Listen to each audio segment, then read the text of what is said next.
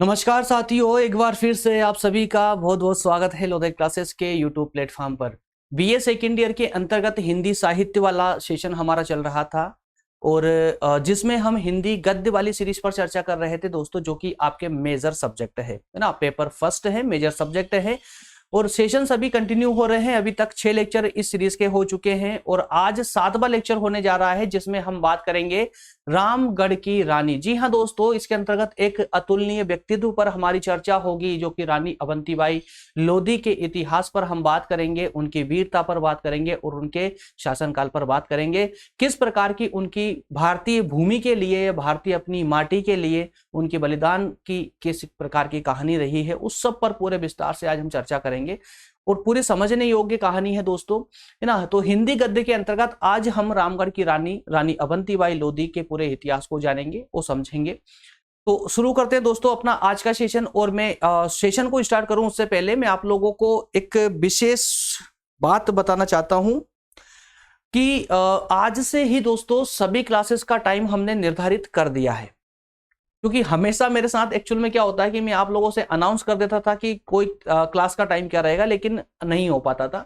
तो अभी पिछले में कम से कम 7-8 दिन से जो है ट्रायल ले रहा था कि क्लासेस टाइम पे हो पाएगी या नहीं हो पाएगी। तो मैंने देखा कि ठीक है, क्लासेस हो जाएगी, है ना, ज्यादा समस्या नहीं आएगी। कभी कभार हफ्ते में 1-2 दिन की छुट्टी होगी, लेकिन हो जाएगी। तो टाइमिंग ऐसा कुछ रखा हुआ है कि बीए फर्स्ट ईयर वाले जो बच्चे हैं उनकी 2 क्लासेस मैंने मॉर्निंग में शिफ्ट की है, एक 7 बजे और एक 9 बजे मॉर्निंग में, ठीक है ना। तो मॉर्निंग में सुबह 7 बजे अभी इतिहास चल रहा है और 9 बजे अभी हिंदी सामान्य अर्थात की फाउंडेशन चल रहा है। क्लियर है, सामान्य हिंदी चल रही है, 4-5 लेक्चरों के बाद में कंप्लीट हो जाएगी, उसके बाद इंग्लिश स्टार्ट होगी और इसी प्रकार से उस 9 बजे वाले क्लास में अभी कुछ दिन फाउंडेशन ही चलेगा, जो लगभग कम से कम 1 से 1.5-2 महीने तक फाउंडेशन चलने वाला है और फाउंडेशन पूरी तरह वहां 9 बजे वाले सेशन में कंप्लीट हो जाएगा। इसी प्रकार से सेकेंड ईयर के लिए अभी सेकेंड ईयर में हिंदी साहित्य गद्य पर, चूंकि 17 तारीख को पेपर है ना, और एक है आपका पाश्चात्य राजनीतिक विचारक वाला, तो वो तो हम कंप्लीट कर चुके हैं। तो उस पर मैं कोशिश कर रहा हूं अभी कि एक मास्टर क्लास लेकर आ जाऊं, जिसमें एक ही सीरीज में पाश्चात्य राजनीतिक विचारक का पूरा सेशन हम निपटा दें। 3-4 घंटे की क्लास होगी, लेकिन कोशिश करेंगे अगर आप लोग कमेंट करके अगर आप मेरा उत्साह बढ़ाते हो तो मैं बिल्कुल उसको नाइट के सेशन में लेकर आऊंगा। 9 बजे से 9 से लेकर के 12, 1, 2 जितना भी टाइम हो जाएगा, 2 घंटे, 3 घंटे, 4 घंटे, 5 घंटे, बस आप लोग मेरे साथ अगर बने रहोगे तो मैं एक ही बार में, है ना, जितनी भी लंबा सेशन होगा मैं आप लोगों के लिए करने को तैयार हूं और एक ही बार में पूरा सेशन कंप्लीट करेंगे, एक ही बार में, ताकि आप 17 तारीख को पेपर देने जाएं तो आप सटीक रूप से अपना पेपर करके आ पाए, है ना। तो इसलिए मैंने सेकेंड ईयर के अभी फिलहाल 2 टाइम डिसाइड किए हैं, इवनिंग में 6 बजे और नाइट में 9 बजे। क्लियर है, एक 6 पीएम को और 9 पीएम को, फिलहाल ये 2 सेशन। और इस सब के अलावा, इन चारों सेशन के अलावा प्रज्ञान हिंदी से आप परिचित होंगे, जहां पर हमारा प्रतियोगी परीक्षाओं वाला चैनल है। तो वहां पर मैंने अभी जो कुछ समय से जीके की 1 लाइनर फैक्ट वाली सीरीज चल रही थी, 50 क्वेश्चन वाली, जो कि 10-15-20 मिनट में उसको कंप्लीट कर लेते हैं हम लोग, है ना। 15-16 मिनट की सेशन होता है वो, तो 15-16 मिनट में 50 क्वेश्चनों का रिवीजन लगाते हैं वहां पर। तो उस सीरीज का मैंने टाइम निश्चित कर दिया है और अब कंटिन्यू कर दिया है, मॉर्निंग में 8 बजे वो सेशन होगा। तो आप सभी से एक रिक्वेस्ट है मेरी, है ना, कि आप लोग प्रज्ञान हिंदी पर एक बार जाकर के और जो मॉर्निंग में 8 बजे सेशन होता, लाइव होता है, उसको जरूर अटेंड किया करें आप लोग। इससे आपका सामान्य ज्ञान अर्थात कि इंडिया का जीके आपके मस्तिष्क में उसका विस्तार होगा, आप प्रत्येक पक्ष जान पाएंगे। अभी अभी हमने प्राचीन इतिहास को कंप्लीट किया है 50 क्वेश्चन वाली सीरीज के अंतर्गत, और कल से हमारा जो सेशन स्टार्ट हो रहा है उसमें हम मध्यकालीन इतिहास पर चर्चा करेंगे, ठीक। उसके बाद आधुनिक इतिहास आ जाएगा, फिर भारतीय संविधान आ जाएगा अर्थात की राजनीति आ जाएगी।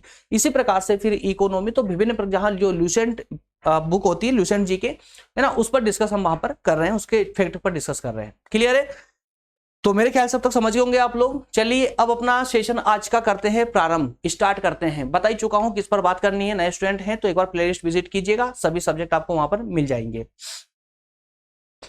आज की तरह डेली अब ये सेशन जो है आपका दोस्तों 9 बजे ही होगा, है ना। डेली हिंदी गद्य का सेशन 9 बजे होगा और शाम को 6 बजे जो चल रहा है अभी, वहां पर समष्टि अर्थशास्त्र चल रहा है, जिसमें 2 लेक्चर और बचे हुए हैं। समष्टि अर्थशास्त्र के बाद में मुद्रा बैंकिंग और लोक वित्त वाला चालू हो जाएगा। क्लियर, ठीक है ना। तो 6 PM और 9 PM।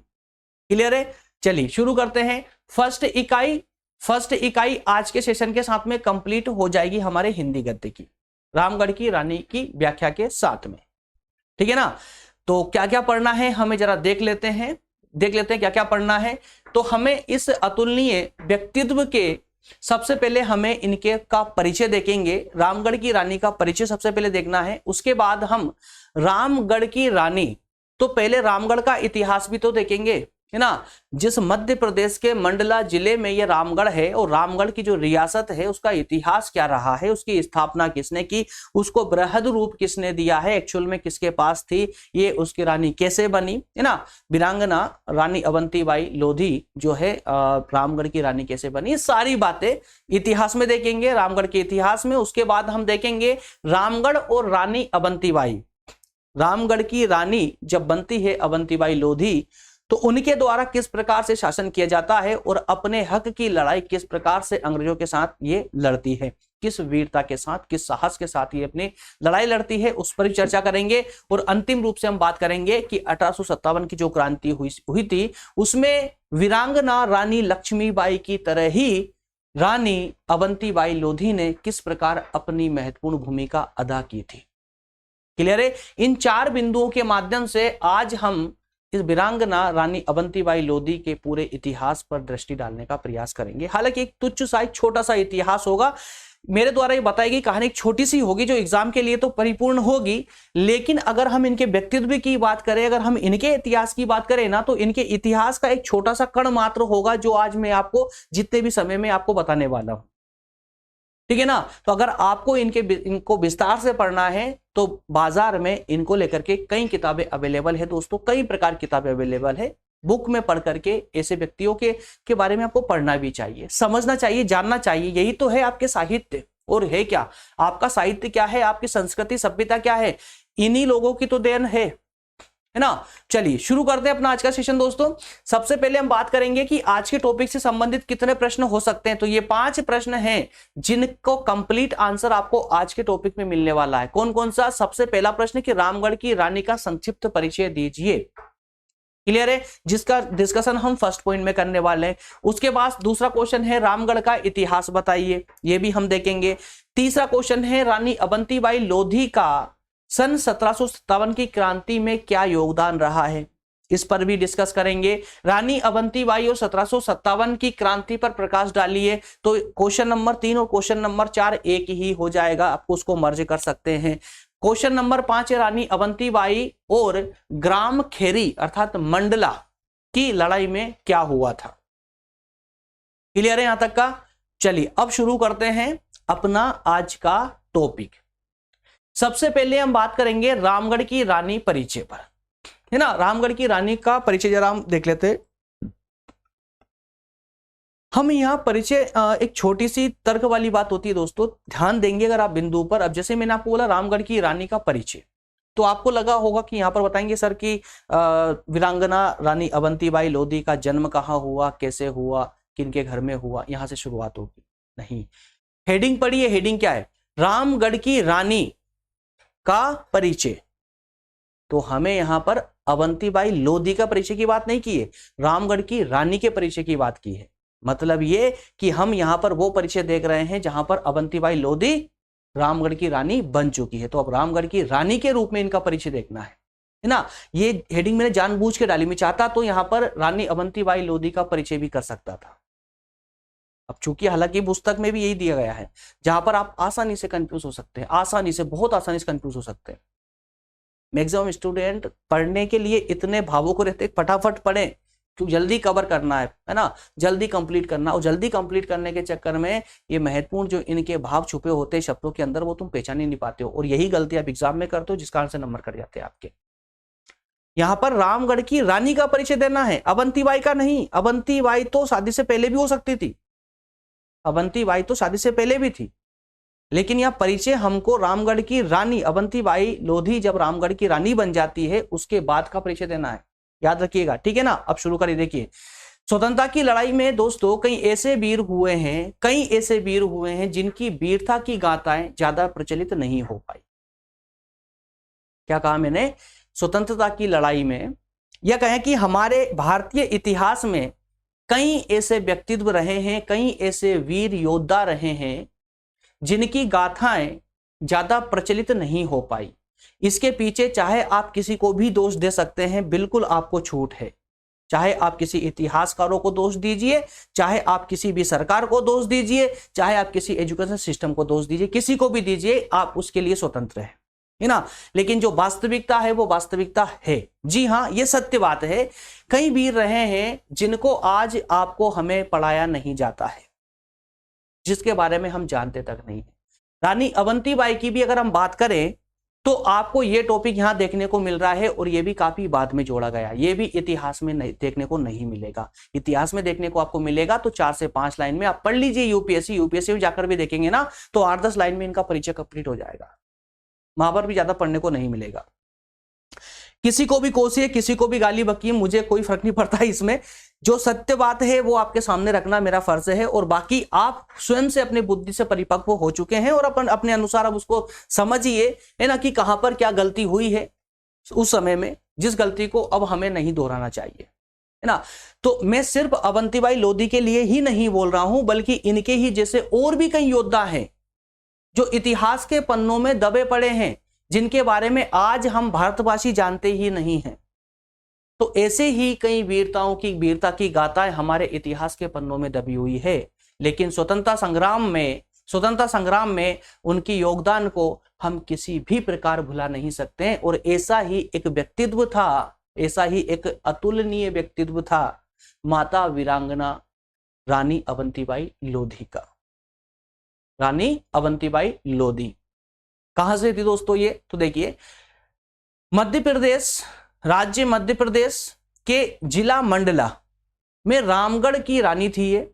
रामगढ़ रियासत के संस्थापक की अगर हम बात करें कि जो रामगढ़ रियासत थी इसकी स्थापना किसने की थी, तो दोस्तों इसके पीछे भी एक कहानी है जो आगे मैं पूरे विस्तार से बताऊंगा, लेकिन मोटे रूप से यहां पर भी सुन लीजिए।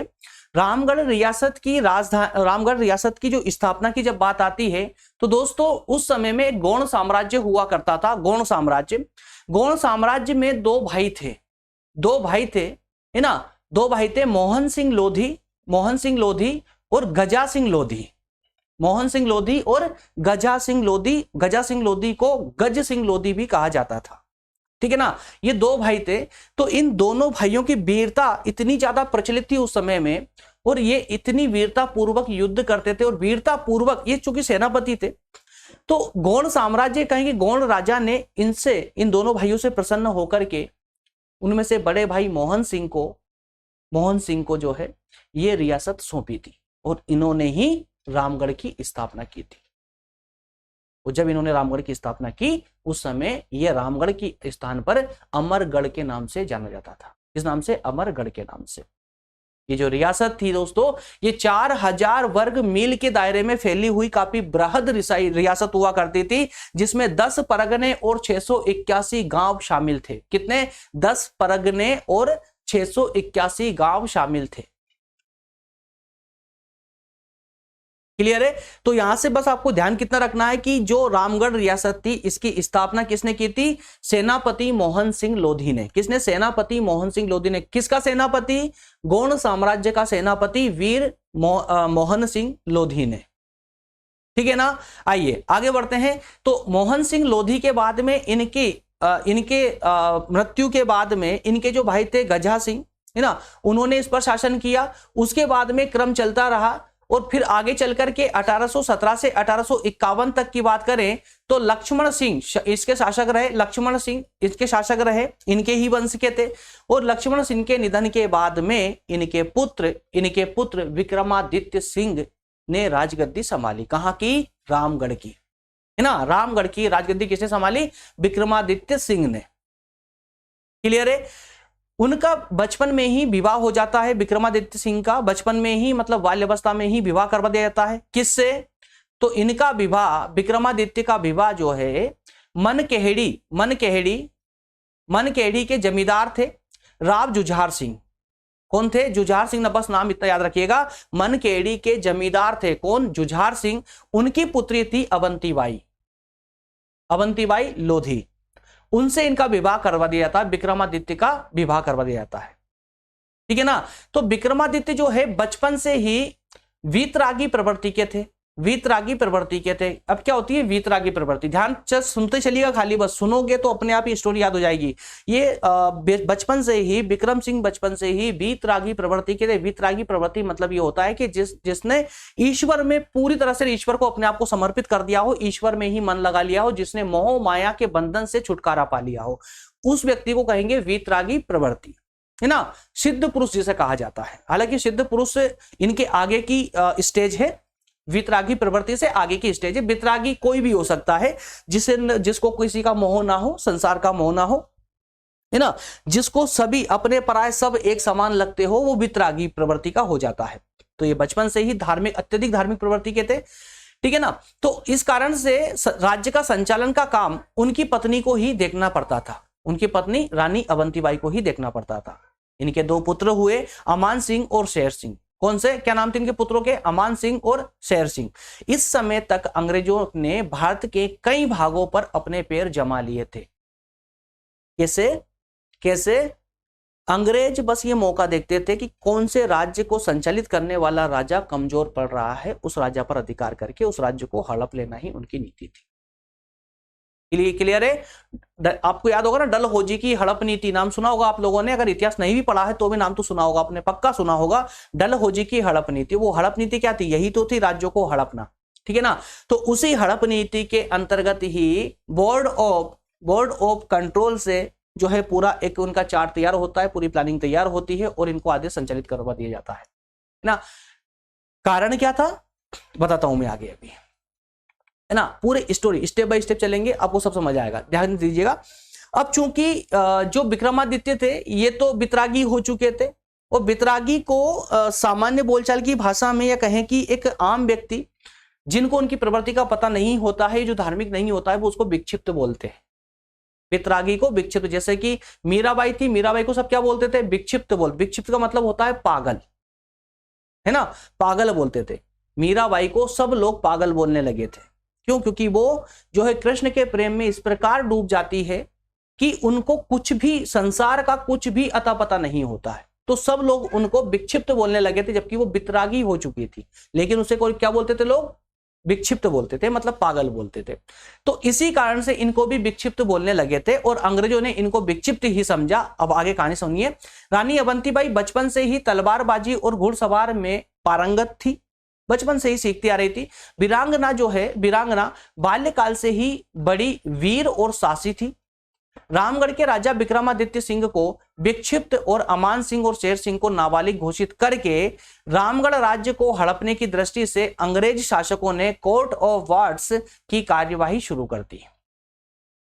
क्या कर दिया, अंग्रेजों ने कहा कि इस रामगढ़ राज्य को चलाने वाला अब कोई नहीं है, राजा विक्षिप्त अर्थात कि पागल हो चुका है, इसके जो बच्चे हैं वो नाबालिग है। कौन, अमान सिंह और शेर सिंह नाबालिग है, तो इस राज्य को अब कौन चलाएगा, इसलिए ये राज्य अब ब्रिटिश ईस्ट इंडिया कंपनी चलाएगी, एक तहसीलदार नियुक्त करके ईस्ट इंडिया कंपनी चलाएगी, है ना। तो रानी ने अपने राज्य के लोगों को आदेश दिया कि वो कोई भी अंग्रेजों की इस आदेश का पालन ना करे, अंग्रेजों की ये बात ना माने, और यही बात अंग्रेजों को अच्छी नहीं लगी। इसी कारण से रानी का अंग्रेजों के खिलाफ लंबे समय तक युद्ध चला। रानी ने 6 युद्ध लड़े। रानी अवंतीबाई ने अंग्रेजों के साथ में 6 युद्ध लड़े, जिसमें से निरंतर रूप से 5 युद्ध जीते। 5 बार अंग्रेजों को उन्होंने धूल चटाई, अकेले रानी अवंतीबाई ने। सोचिए आप लोग, अंग्रेजों की इतनी बड़ी फौज को भी उन्होंने धूल चढ़ाई, है ना। इसमें 1858 में रामगढ़ किले का घेराव अंग्रेजों ने किया। बोर्डिंग उस समय गवर्नर जनरल था।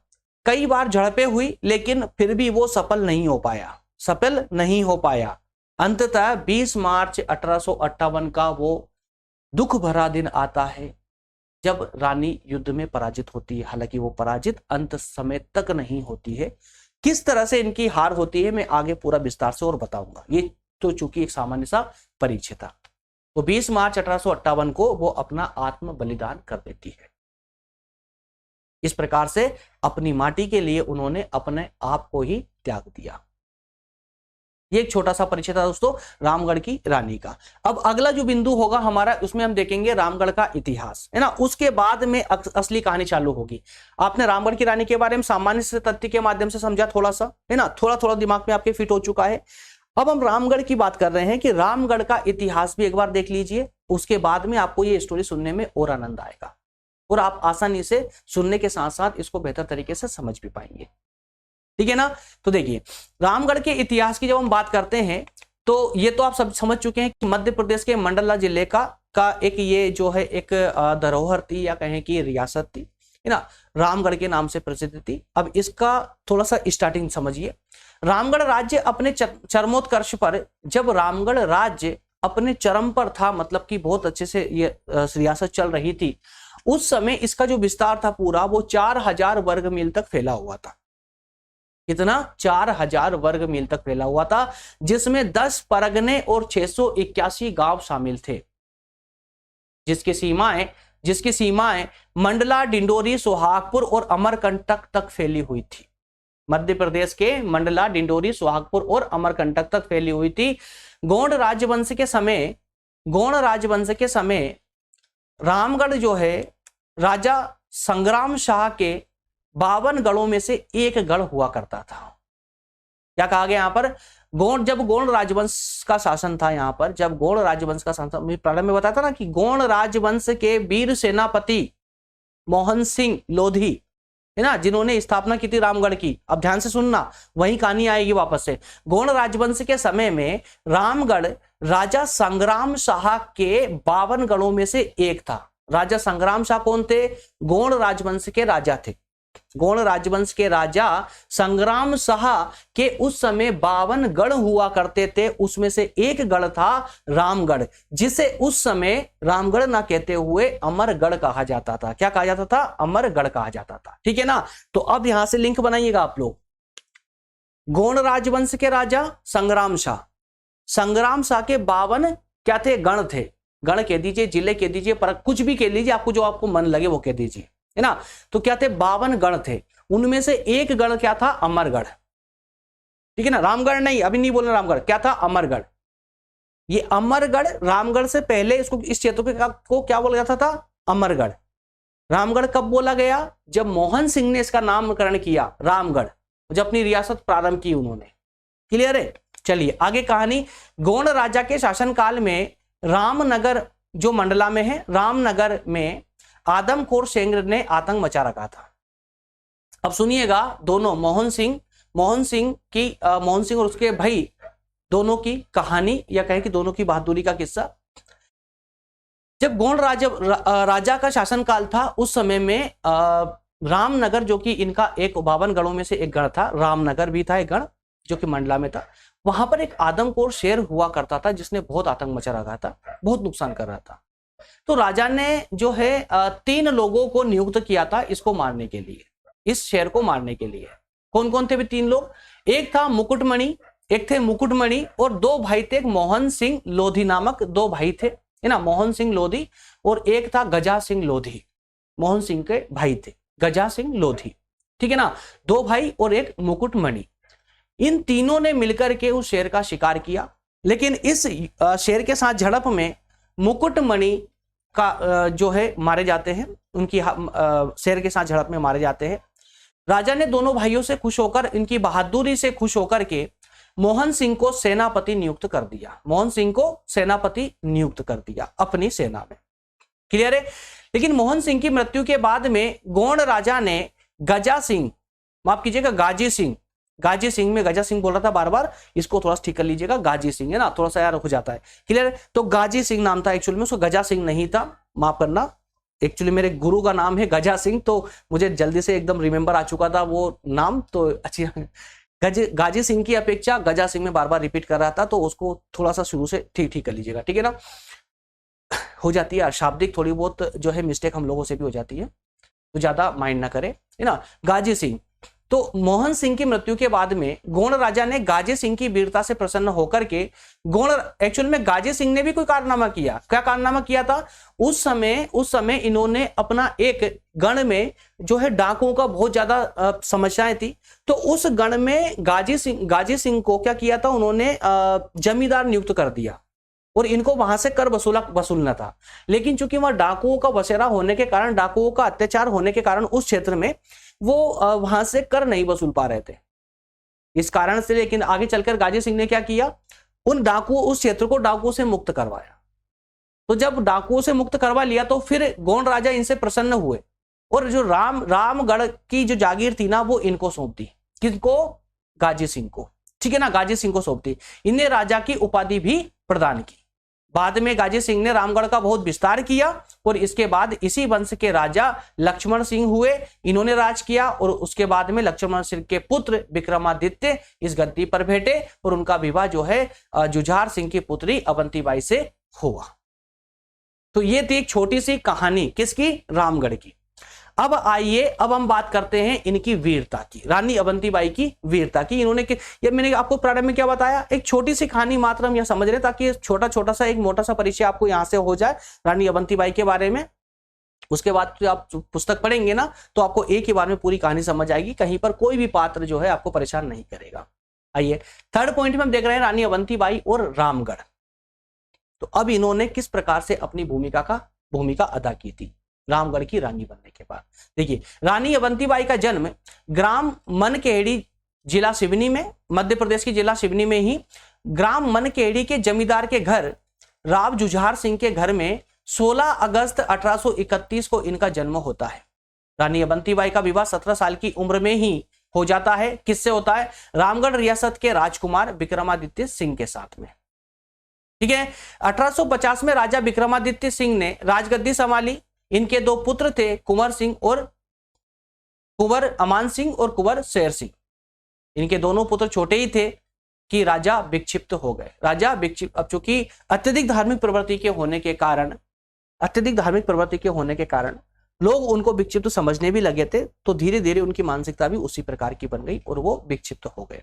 हालांकि ये नाम इतिहासकारों ने दिया है विक्षिप्त होने का, है ना, ज्यादा विश्वास नहीं किया जा सकता विक्षिप्त होने पर, लेकिन ठीक है, जो लिखा है हमें वो पढ़ना पड़ेगा और उसी के अनुसार चलना होगा, है ना। तो दोनों पुत्र और राज्य जो है विक्षिप्त हो गए। राज्य की पूरी जिम्मेदारी रानी अवंतीबाई के कंधों पर आ चुकी थी। ये समाचार सुनकर अंग्रेजों ने, जैसे ही अंग्रेजों को यह समाचार मिला कि रामगढ़ के राजा विक्षिप्त हो गए हैं, मतलब पागल हो गए हैं, है ना, और उनके दोनों पुत्र अभी नाबालिग है, ये सोचते ही अंग्रेजों के मुंह में पानी आ जाता है और वो फट से चल खड़े होते हैं राज्य को हथियाने के लिए, रामगढ़ को हथियाने के लिए।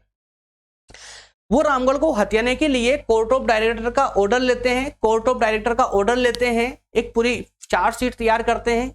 वो चार्जशीट तैयार करके और एक उस रामगढ़ के लिए एक तहसीलदार नियुक्त करके तहसीलदार के हाथों दो लोगों को भेजा जाता है।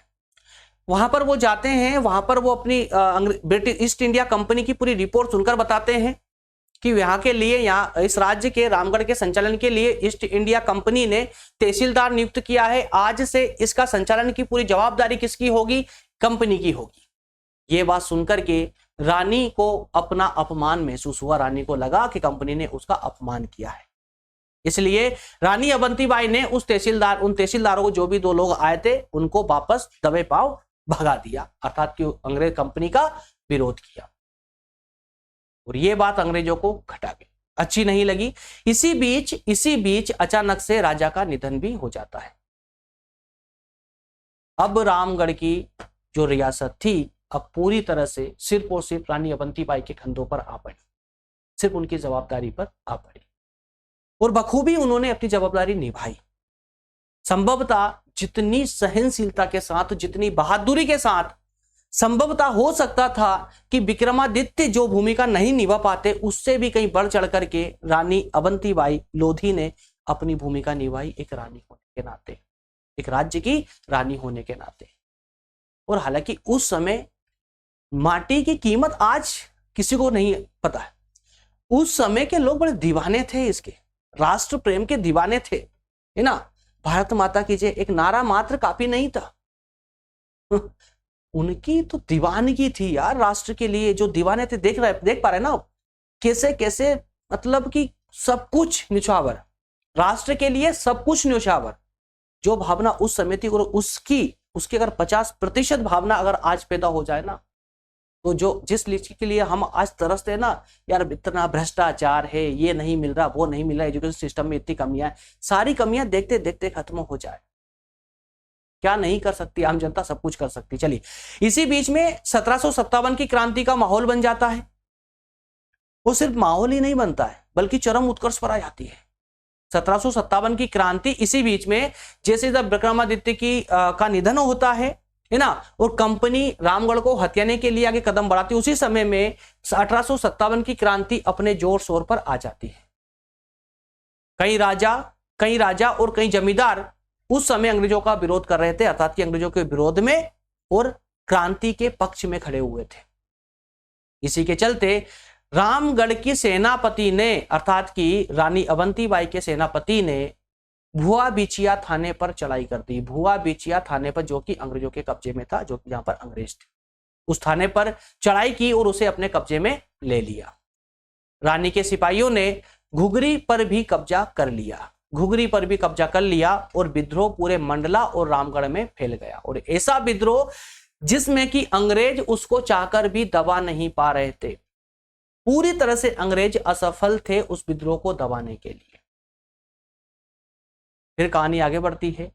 23 नवंबर 1857 को कहानी आगे जाती। दोस्तों ये मिसप्रिंट है, 1957 मत समझ लीजिएगा प्लीज, बाद में कमेंट मत कीजिए मुझे कि सर ये 1957 कहां से आ चुका था, है ना। ये 1857 है, मिसप्रिंट हुआ है। फिर से बोल रहा हूं, रिपीट कर रहा हूं बार बार, कमेंट बाद में मत करना मुझे। ये 1957 नहीं था। मैं फिर से मिटाकर एक बार फिर दिखाता हूं कहां पर गलती हुई है, मिसप्रिंट हुआ है। ये देखिए, अब ये दिख रहा है आपको 1957 लिखा हुआ है, जबकि 1957 नहीं है, ये क्या है 1857 है। ठीक है ना, ध्यान से थोड़ा पढ़ते वक्त भी ध्यान रखना अपना, गलती मत कीजिएगा। ठीक है, तो ये 1857 को ग्राम खेरी के पास अंग्रेज और रानी के बीच में बहुत भयंकर युद्ध होता है। कहां पर, ग्राम खेरी। क्वेश्चन याद आ रहा है, क्वेश्चन नंबर 4 याद आ रहा है। ग्राम खेरी में क्या हुआ था, तो ग्राम खेरी में रानी अवंतीबाई लोधी और अंग्रेजों के बीच में बहुत भयंकर झड़प हुई थी, लड़ाई हुई थी, जिसमें अंग्रेजों को मुंह की खानी पड़ी थी। अंग्रेजों की बहुत अच्छी खासी हार हुई थी, है ना, अंतरराष्ट्रीय बेइज्जती हो गई थी इनकी। हाँ, पूरे भारत में इनकी मतलब इनका ना गुरूर टूट चुका था कि एक महिला से हार गए। एक बड़ी अंग्रेज सेना गई थी इनसे लड़ने के लिए, लेकिन मुंह की खा के आए, हार गए। पूरा मंडला और रामगढ़ स्वतंत्र हो चुका था। पूरा मंडला और रामगढ़ अंग्रेजों से पूरी तरह से स्वतंत्र हो चुका था। सोचिए, ऐसा नहीं है कि खाली बस इन्होंने, अवंतीबाई ने कोशिश की और कोशिश करते ही जो है उन्होंने अपना बलिदान दे दिया, ऐसा नहीं है। बहुत लंबी लड़ाई लड़ी इन्होंने और सफलता भी प्राप्त की, बिना सफलता के हार नहीं मानी उन्होंने, सफल भी हुई है। लेकिन आगे चल करके अंग्रेज कहां हार मानने वाले थे, क्योंकि इनकी बेइज्जती नहीं होती थी, क्योंकि एक व्यक्ति की लड़ाई नहीं थी ना, वो कंपनी की लड़ाई थी। यहां पर कोई हार भी जाता था तो वो गवर्नर जनरल बदल करके, सेनापति बदल करके फिर लड़ाई में उतार देते थे। लेकिन एक अगर राजा बेचारे की बात होती तो वो राजा तो अकेला ही है ना, अगर उसकी बेइज्जती होगी तो वो राजा की बेइज्जती होगी, या कंपनी की क्या बेइज्जती, किसकी करोगे आप, है ना, क्योंकि कई लोग संचालक थे उसके तो, और विशेष जो संचालक थे वो तो ब्रिटेन में बैठे हुए थे संसद में, है ना। तो अंग्रेजों ने लगातार कोशिश की और अपनी शक्ति को बढ़ाते रहे, और फिर बाद में आगे चल करके 1858 को अंग्रेजों ने घुघरी को घेर करके उस पर अधिकार कर लिया, जो कि रानी अवंतीबाई कब्जे में थी। उसके बाद मार्च 1858 को अगले ही सप्ताह में रामगढ़ को भी घेर लिया, और रामगढ़ को घेर कर उसके किले को, उस महल को, रामगढ़ के महल को, रामगढ़ रियासत को बहुत भारी नुकसान पहुंचाया अंग्रेजों ने। इस युद्ध में रीवा नरेश ने अंग्रेजों का साथ दिया था। किसने, रीवा नरेश ने, एक तरह से हम इसको भी जयचंद कह सकते हैं। रीवा नरेश ने अंग्रेजों का साथ दिया, रीवा के राजा ने। इसी बीच रानी अवंतीबाई शाहपुर के नजदीक देवहारगढ़ पर चली गई। अवंतीबाई लोधी शाहपुर के नजदीक देवहार का गढ़ था, वहां चली गई। और देवहार गढ़ की चूंकि वहां क्यों गई थी, क्योंकि देवहार गढ़ जो है एक ऊंची पहाड़ी पर स्थित था। कहां पर? ऊंची पहाड़ी पर स्थित था। वो वहीं पर जाकर के रानी अवंतीबाई ने अपना मोर्चा तैयार किया इनसे लड़ने के लिए। उनको पता था कि अंग्रेज यहां पर भी आएंगे, इसलिए उन्होंने अपनी युद्ध की पूरी तैयारी वहां पर की। यहां पर उन्होंने अपना लड़ाई का मोर्चा बनाया अवंतीबाई ने। यहां रानी अवंतीबाई ने गुरिल्ला युद्ध पद्धति की नीति अपनाई।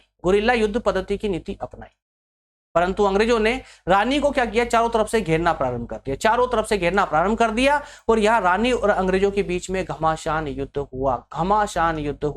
और अंतिम रूप से शाहपुर के पास ग्राम बालपुर में 20 मार्च 1958 को रानी अवंतीबाई ने अपने आप को अंग्रेजों से घिरता हुआ देखकर वीरांगना रानी दुर्गावती का अनुकरण करते हुए, अनुकरण करते हुए स्वयं की तलवार को अपनी छाती में उतार दी। लेकिन वो कभी भी अंग्रेजों के हाथ नहीं आई। इस प्रकार रानी अवंतीबाई अपनी माटी के लिए वीर गति को प्राप्त हुई। इसके बाद इस क्षेत्र पर आंदोलन दबा दिया गया और रामगढ़ पर भी अंग्रेजों का अधिकार हो जाता है। आइए आगे की चर्चा करते हैं।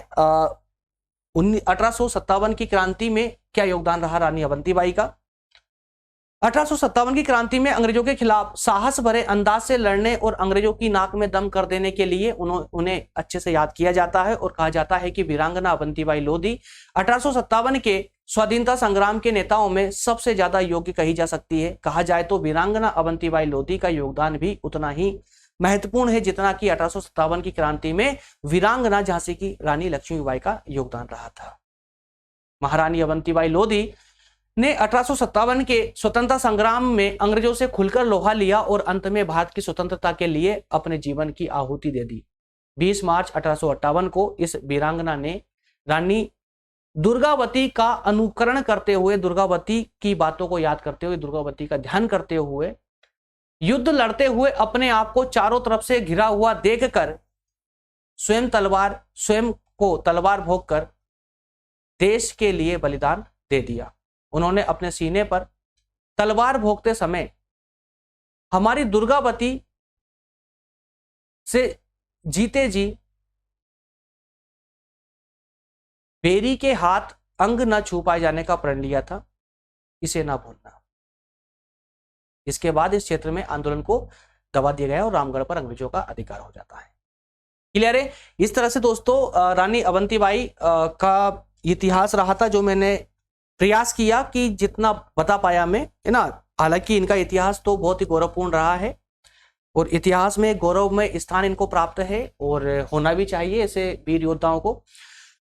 अगला सेशन होगा दोस्तों हमारा हिंदी कहानी स्वरूप और विकास पर, ठीक है ना। हिंदी कहानी के स्वरूप और विकास पर, तो हिंदी साहित्य के अंतर्गत अब हिंदी कहानी वाला पोर्शन हमारा स्टार्ट होगा। अभी तक हम हिंदी गद्य पर बात कर रहे थे, है ना। हिंदी गद्य चल रहा था हमारा, जिसमें हमने विभिन्न उपन्यासों पर भी चर्चा की थी और इस प्रकार के कुछ वीर योद्धाओं पर भी चर्चा की है। अगला अब यहां से हमारी फर्स्ट यूनिट कंप्लीट हो जाती है। अगली इकाई में हम कंप्लीटली सिर्फ कहानियों पर ही बात करेंगे, है ना। हिंदी की कहानियों पर बात करेंगे जिसमें स्वरूप, विकास और विभिन्न प्रकार की बातों को जानेंगे जो कि हिंदी कहानियों से संबंधित है। क्लियर है? चलिए, क्लास कंटिन्यू रहेगी डेली इवनिंग नाइट में 9 बजे, है ना। जो नए स्टूडेंट है वो जान ले, व्हाट्सएप ग्रुप इसमें लिंक दी गई है डिस्क्रिप्शन में। और हाँ, मैं बता दूं यार, अभी ना 2-3 दिन से ये ग्रुप जो है अभी पता नहीं क्यों हैंग बहुत मार रहा है, बीए फर्स्ट ईयर वाला, तो वहां क्लास हम अपलोड नहीं कर पा रहे हैं। उसको मैं कोशिश करवा रहा हूं, अगर ठीक होता है तो ठीक, अच्छी बात है, अन्यथा मैं आपको टेलीग्राम पर इसका नोटिफिकेशन डलवा दूंगा। और टेलीग्राम ग्रुप में कोई दिक्कत नहीं है, आप यहां पर जाकर के आप इसको ज्वाइन कर सकते हैं, कोई प्रॉब्लम नहीं है, है ना। बाकी भी सोशल मीडिया है जहां पर आप चाहे फॉलो कर सकते हैं। मिलेंगे अगले सेशन में दोस्तों, तब तक आप सभी का बहुत बहुत धन्यवाद। थैंक यू वेरी मच कि एंड तक आप बने रहे और पढ़ाई को अच्छे से ध्यान दीजिए, फोकस के साथ में पढ़ते रहिए, एग्जाम की तैयारी कीजिए, एग्जाम आने वाला है। धन्यवाद, थैंक यू।